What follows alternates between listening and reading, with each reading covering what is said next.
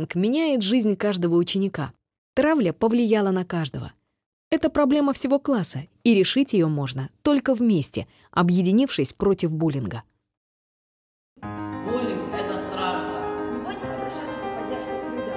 Не ведите себя. Не позволяйте насмешкам влиять на вашу самооценку. Меч, нет. Мы против буллинга!